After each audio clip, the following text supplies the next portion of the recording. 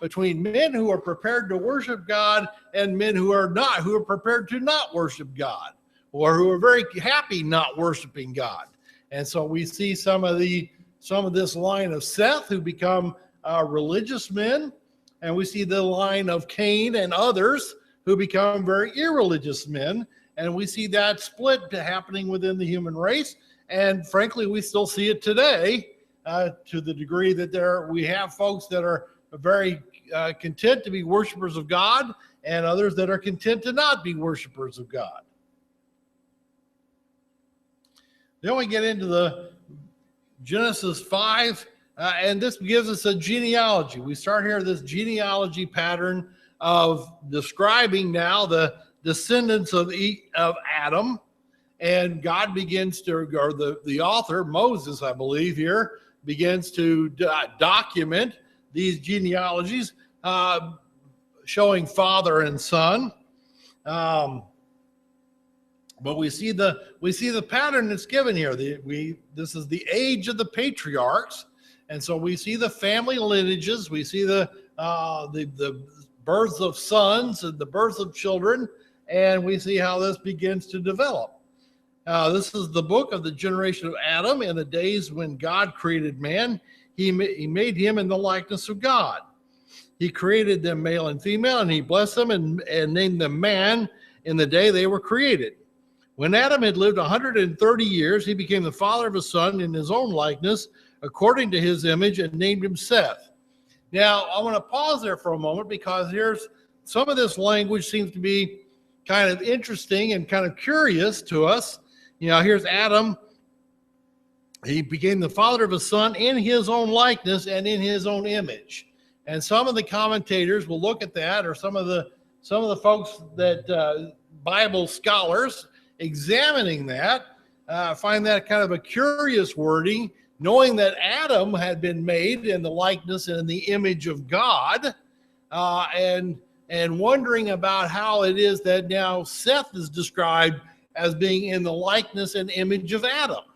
And so therefore, if Seth is in the likeness and image of God, of Adam, and Adam is in the likeness and image of God, then what perhaps the author is trying to convey to us here is that becomes the characteristic of mankind. This becomes that characteristic of man, that we are born with a soul, that we are born with that understanding of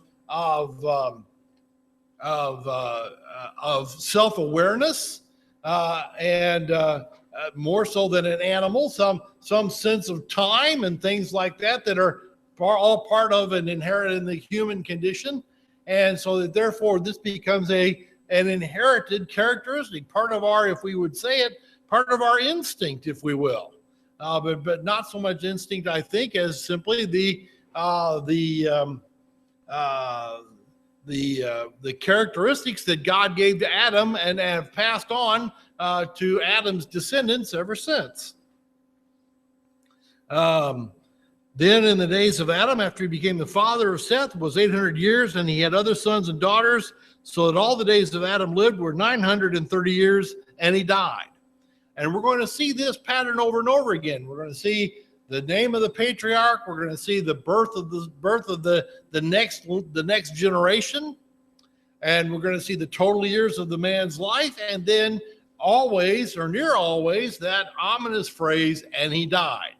We're going to see that here is God carrying forth his curse upon mankind, upon Adam, that on the day you eat of that fruit, you will surely die.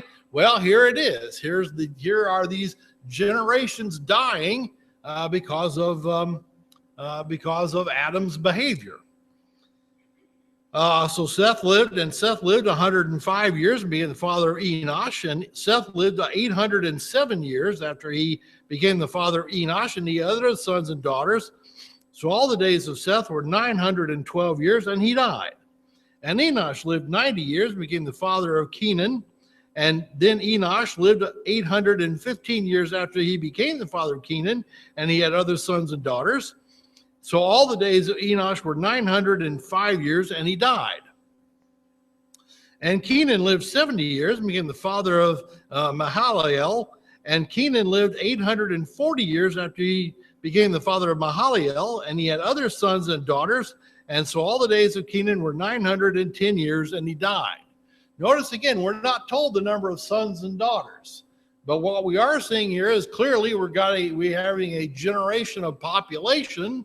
We're getting these generations of children being born, and if we understand that the families then are going forward to have their own children, that we can understand this population increase, especially by the time we get to the point of Noah.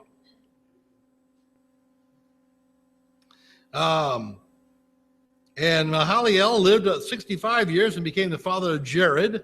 And Mahalalel lived 830 years after he became the father of Jared, and he had other sons and daughters. So all the days of Mahalalel were 895 years, and he died. And Jared lived 162 years and became the father of Enoch. And Jared lived 800 years after he became the father of Enoch, and he had other sons and daughters. So all the days of Jared were 962 years, and he died. And Enoch lived 65 years and became the father of Methuselah. Then Enoch walked with God for 300 years after he became the father of Methuselah, and he had other sons and daughters. So all the days of Enoch were 365 years. And Enoch walked with God, and he was not, for God took him. And so here's the first break. Here's that first break of that pattern where a man has his firstborn son. The firstborn son is named. There are other sons and daughters, and then the man, the rest of the years of the man, and he dies. We might ask ourselves, first of all, is this genealogy complete? We have all this genealogy. Some have suggested that there ought to be gaps, or there might be gaps here in this lineage. Especially those who want to try and stretch out the age of the earth or something like that. They'll try and argue for a longer period of time. But if we notice, we'll find out that this list of these patriarchs and their progeny match exactly with a couple of the other accounts that we have. First Chronicles, if we go over to First Chronicles, and I'm not going to read all of this, but First Chronicles, the first 4 chapters.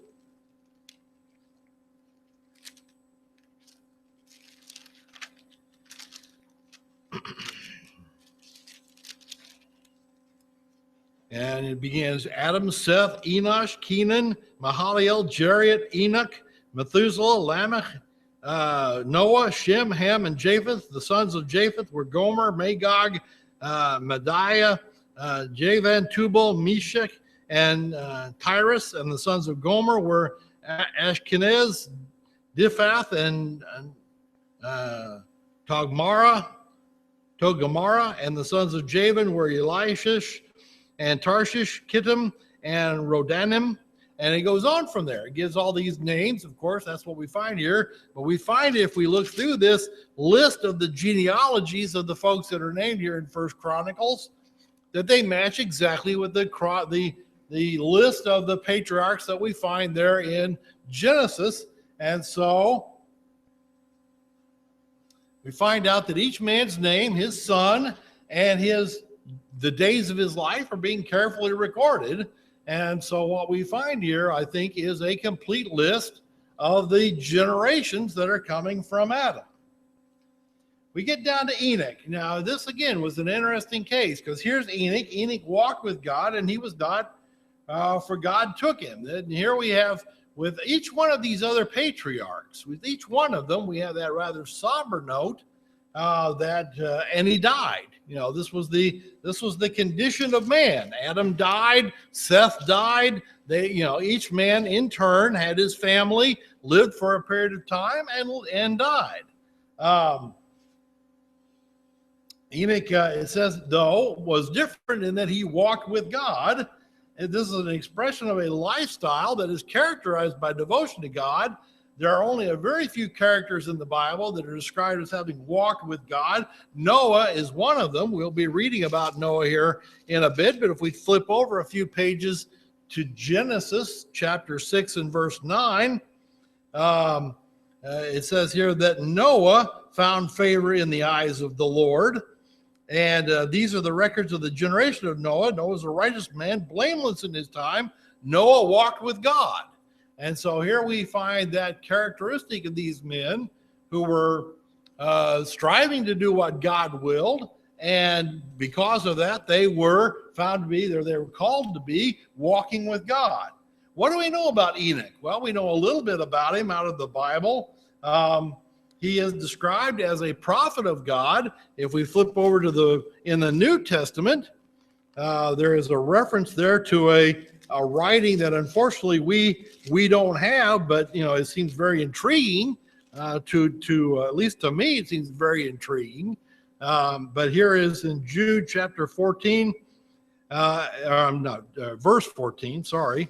And about these also Enoch in the seventh generation from Adam prophesied, saying, Behold, the Lord came with many thousands of his holy ones to execute judgment upon all and to convict the ungodly of all their ungodly deeds, which they had done in their ungodly way, and of the harsh things which ungodly sinners have spoken against him. I would point out to you, here is Enoch described as a prophet of God, and perhaps even as a preacher, that God was not staying silent. We have these genealogies and we have these patriarchs, and we think that somehow that God just sort of let man go. God just kind of let him behave any way he cared to behave, and did not interfere, and did not provide any instruction or any guidance to mankind. Well, no, that's not the case. As this passage here in Jude suggests, here is Enoch, who is preaching, if we can, we might call it that. Here he is preaching to these folks that are around him. And so we see that split again between those men who are trying to live godly lives and those men who are not trying to live godly lives. And Enoch is apparently trying to preach, trying to warn those around him of their need to be obedient to God. But we find out further, of course, if we ought to remember this passage out of Hebrews 11. We've undoubtedly heard it a number of times.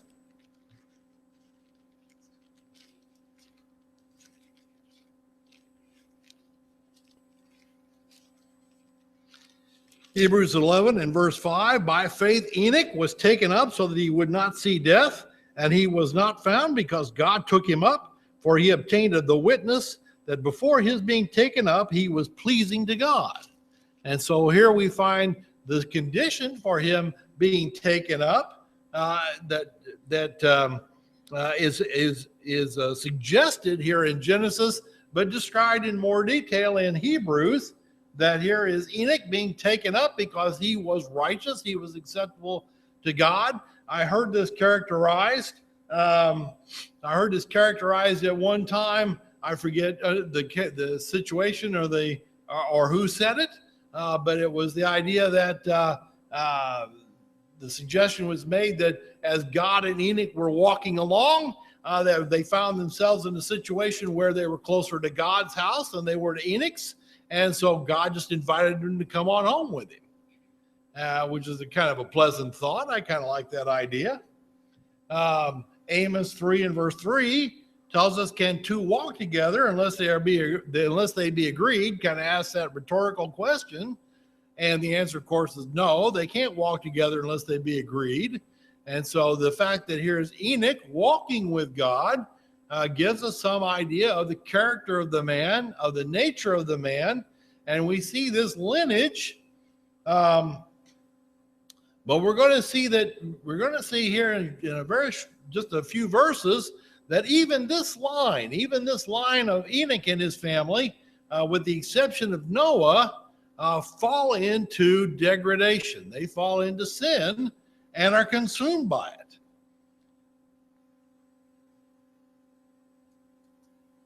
And then we get to Methuselah. Now here is verse 35. Oh, any other question or comment on Enoch, by the way, before I just kind of blow on through that? I don't mean to bypass Enoch, excessively. I felt like He is an extremely interesting character in the Bible, and I think it worth taking a close look at. But then we get into verse 25. It says, Methuselah lived 187 years, and he became the father of Lamech. Then Methuselah lived 782 years after he became the father of Lamech, and he had other sons and daughters. So all the days of Methuselah were 969 years, and he died. And Lamech lived 182 years, and he became the father of his son. And now he called his name Noah, saying, This one shall give us rest from our work and from the toil of our hands, arising from the ground which the Lord has cursed. Then Lamech lived 595 years after he became the father of Noah, and he had other sons and daughters. So all the days of Lamech were 777 years, and he died. And Noah was 500 years old, and Noah became the father of Shem, Ham, and Japheth. Interesting thing about Methuselah that I think I've heard John point this out before, but I will point it out again. It's worth noting. Methuselah's name can be translated as, when he is dead, it shall be sent. Another account says, when he is dead, judgment. And so there is that idea that here, even in this man's name, was a warning, was a caution to the people that there was judgment coming. There was going to be a consequence for some of their behavior. And God, there is that suggestion then that God gave them a warning. He gave them an opportunity to repent. In fact, we from Enoch to Methuselah to Noah, we find that God was continually giving messages to mankind at this time of a need to repent, of a need to conduct their lives in a more godly fashion, and he was ignored. I mean, that's just put it bluntly, he was ignored. He said, now they called his name Noah. This is now referring to Noah, and it said he will give us rest from our work. Other translation will render this text as he will give us comfort from our work. And there is a Jewish tradition, not found in the Bible, of course, but there is a Jewish tradition that Noah was an inventor of agricultural implements that made the growing of food easier. That he invented certain implements to help work the soil, and by doing so, he made the work easier to do and to grow food. To grow food. The names of Noah's sons are also significant. Shem, the name Shem means fame, and some have suggested that this may be a reference to his role in the lineage of the Messiah, and indeed of the founder of the Semitic race. Ham means to be hot, and may have referred to his temperament. Some have suggested it may have been referred to his temperament, that he may have been a hot-blooded, ill-tempered, or at least hot-tempered person, maybe willful. Certainly, later on, we'll see his behavior supports that idea. And then Japheth, that name means to spread abroad, and gives some idea of the idea that his lineage, his descendants, spread out from the area of where they were living at this time, and ultimately settled over most of the rest of the earth. So it's kind of an interesting view at Noah and his family, or introduction rather to Noah and his family here in this passage. Any comments or questions on chapter 5?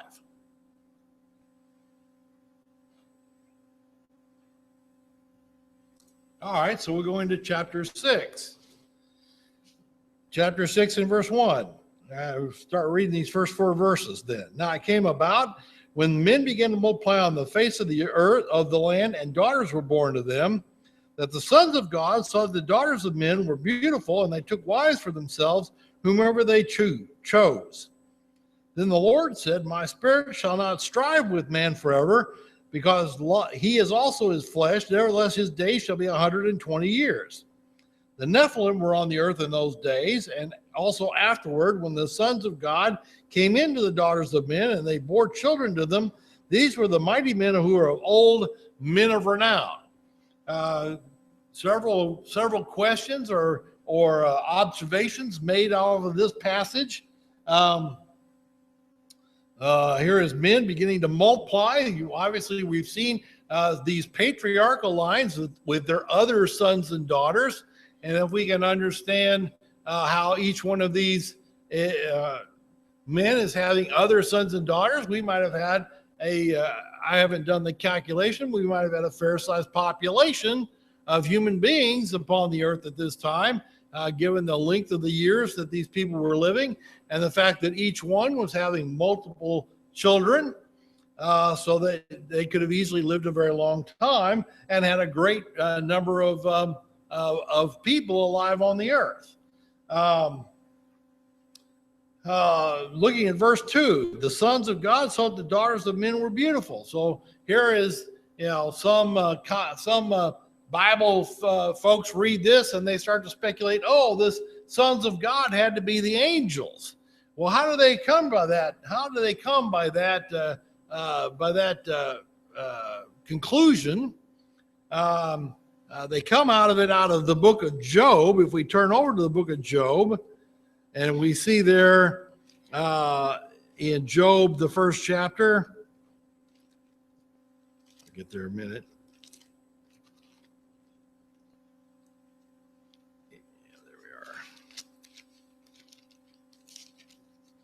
Job, the first chapter, and in verse 6, for example, now there was a day when the sons of God came to present themselves before the Lord, and Satan also came along with them, came among them.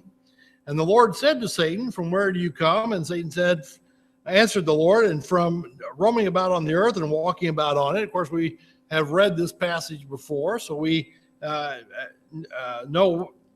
seen it, but some would point to this verse 6 here, the sons of God, and they have jumped to the conclusion that since God here is speaking to Satan in the very next verse, that the sons of God must have also been some sort of non-human being, perhaps an angel or some other type of divine being. But frankly, the text doesn't support that. The text doesn't support that these are angels or other similar beings. This is a reference. A great many of Bible scholars will look at this and suggest that no, all this is a reference to is godly men who have come before God to worship him, and that this is nothing more than a reference to human beings. That these sons of God are, in fact, human beings. Why do we think that? Well, Matthew 22 and verse 30, Jesus states very clearly, very distinctly, that angels do not marry. They don't have children. They don't marry. And in other passages in the New Testament, Romans 8:14, Galatians 4:6, 1 John 3:1, all show that human beings are the sons of God. I'm going to read Romans 8:1.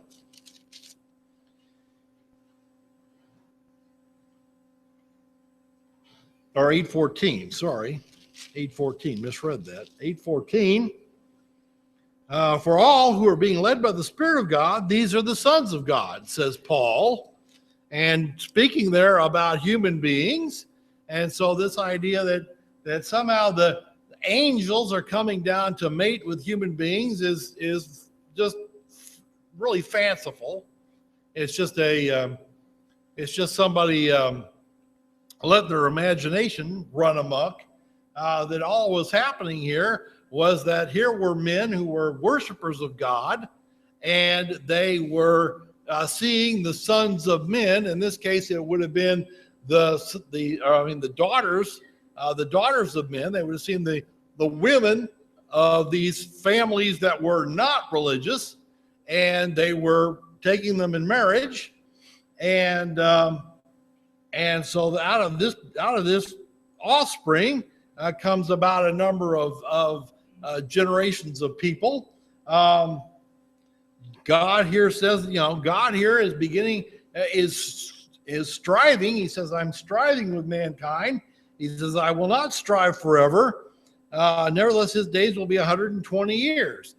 Some have again suggested that 120 years is the lifespan of a man. And so here's God putting a cap on the lifespan of a man.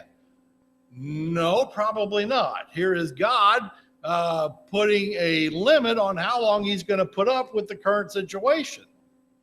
That current situation was going to go on for 120 years. That here was going to be Noah as a preacher. He's going to be given that span of 120 years to get things turned around, and otherwise, that's going to be the end of it. And so, don't try and read more into the scripture than it's here.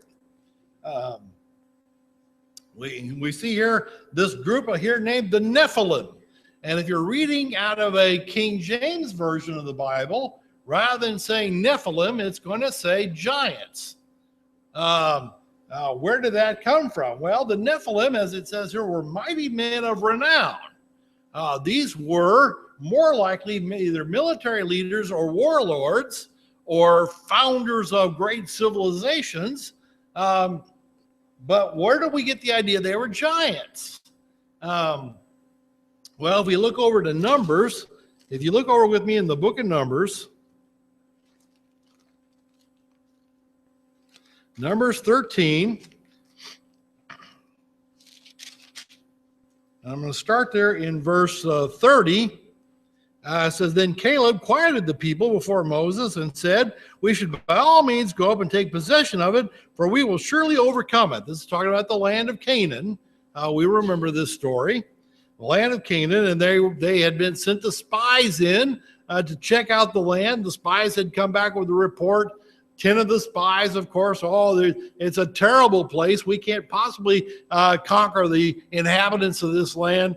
And here's Joshua and Caleb, who are arguing, no, we need to move forward with this.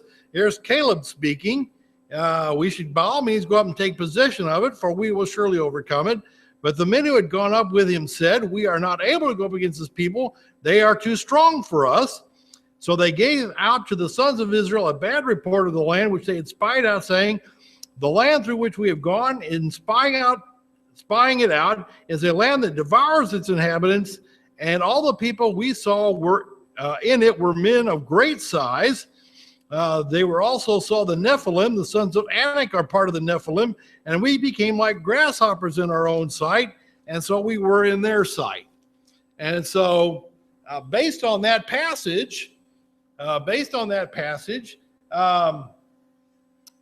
Jerome, back several centuries ago, when he began to translate the Bible out of Hebrew and out of Greek into Latin, into making the translation we know as the Latin Vulgate, used the Latin word gigantes, which we of course understand as the word giant, to translate this word Nephilim.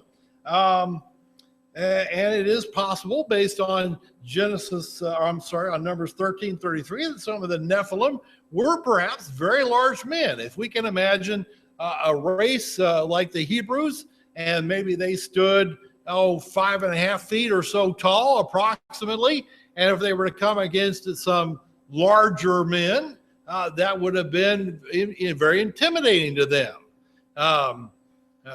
There's Kenny Cole in the back there. He's kind of a big guy. Would I want to go up against him in a fight? I don't think so. He stands, what do you stand, Kenny? About 6'4"? 6'5"? Yeah, you're 6'5", and I'm 5'9" on a good day, and so that puts you nearly a foot taller than me. And so, yeah, would I feel like a grasshopper in your sight?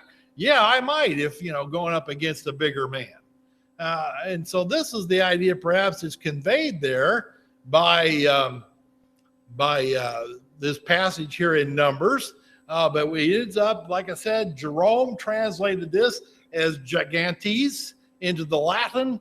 And so it carried forward into the King James, which the King James was translated in a large part out of the Vulgate. And so therefore we see what happened there. But we should understand that these Nephilim are not necessarily that big. There may have been, like I said, some big men, though. We recall Goliath, for example, associated with the Philistines there in King David's time. He stood over 9 feet tall. You can imagine, again, if you're standing 5.5 or so feet tall, and you come up against somebody who's over 9 feet, yeah, that would be pretty daunting. That would be pretty dismaying to come against somebody like that. Again, questions or comments on this first part? All right. Verses 5 to 12 then. Then the Lord saw that the wickedness of man was great on the earth, and that every intent of the thoughts of his heart was only evil continually. I want to emphasize that. The thought of his heart was only evil continually. We're talking about men who would have been the descendants of Enoch. We would have been talking about the men who would have been descendants of Seth. Some of these godly men who had lived, and yet here we find that only Noah is found to be righteous. He says, it says that God was sorry he had made man on the earth, and he was grieved in his heart. And the Lord said, I will blot out man whom I have created from the face of the land, from man to animals to creeping things and to the birds of the sky, for I am sorry that I have made them. But Noah found favor in the eyes of the Lord. These are the records of the generations of Noah. Noah was a righteous man, blameless in his time. Noah walked with God, and Noah became the father of 3 sons, Shem, Ham, and Japheth. Now the earth was corrupt in the sight of God, and the earth was filled with violence. And God looked on the earth, and behold, it was corrupt, for all flesh had corrupted their way on the earth. And so we see this breakdown. I think we should understand this. All flesh is a reference to mankind. No evidence that the animals were also getting involved in this, but we don't know. We don't know. It does seem to suggest, though, mankind. God repented. The question, the King James Version, again, will say God repented. The New American Standard that I've got here says God was sorry. Did God make a mistake? No. Did God change his mind? No. What happened? Well, God was sorry because the sins of mankind had reached this crisis point that he knew was coming. He knew it was happening. The day that mankind fell in the garden, he knew. And so here is God has saying that mankind has reached that crisis point. The thought of their heart was only evil continually. If we compare this to a passage we ought to be familiar with, if we compare this to a passage over in 1 Peter,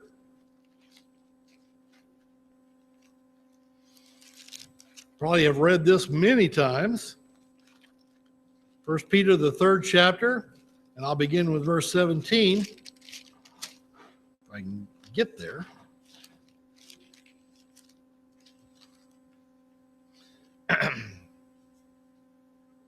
It says, for it is better if God should will it so that you should suffer from what is doing right than from doing what is wrong. For Christ also died for sins once for all, the just for the unjust, in order that he might bring us to God, having been put to death in the flesh, but being alive in the spirit, in which he also went and made proclamation to the spirits now in prison, who once were disobedient when the patience of God kept waiting in the days of Noah during the construction of the ark, in which a few, that is 8 persons, were brought safely through the water. And corresponding to that, baptism now saves you, not the removal of dirt from the flesh, but an appeal to God of a good conscience through the resurrection of Jesus Christ, who is at the right hand of God, having gone into heaven after angels and authorities and powers have been subjected to him. But again, I would especially have us point out verse 20. Here is the here is the patience of God being described. The patience of God being described here as he waits for Noah during the days of Noah during the construction of the ark. Here we see that idea of patience. God has seen the thought of their heart being evil continually, and yet here is God being patient with them for 120 years. He is patient with them while the ark is being built. And it says there, we talked about, it says, my spirit will no longer strive with them. Well, how was the Spirit of God striving with these men? Well, the answer is that he was striving with them through Noah. Through Noah and these, I would suggest to you, these other men who had preceded Noah, men like Enoch and others who had prophesied about how God expected these men to live, and they were not listening to him. 2 Peter 2 and verse 5, just a few pages over in my Bible, 2 Peter 2 and verse 5 says that, starting in verse 4, for God did not spare angels when they sinned, but cast them into hell and committed them to pits of darkness, reserved for judgment, and did not spare the ancient world, but preserved Noah, a preacher of righteousness, with 7 others, when he brought the flood upon the world of the ungodly. And if he condemned the cities of Sodom and Gomorrah to destruction by reducing them to ashes, having made them an example of those who would live ungodly thereafter. And he goes, of course, on to describe other things he points out of his willingness to, if need be, destroy mankind. But he describes again here this Noah here described as a preacher of righteousness. And so we find Noah for 120 years during the construction of the ark, that here is Noah warning these people of the destruction to come, and God giving them an opportunity to repent, God giving them a chance to turn their lives around and be saved. And apparently they just refused. They just flat refused to listen to Noah, refused to listen to God, and so the destruction came upon them. All right, I'm going to stop there. I'm going to stop this verse. We'll continue with the rest of chapter 6 next week. We'll get into some interesting ideas and notions, facts about the ark, and we'll look at that next week. But I appreciate your attention this morning. Thank you.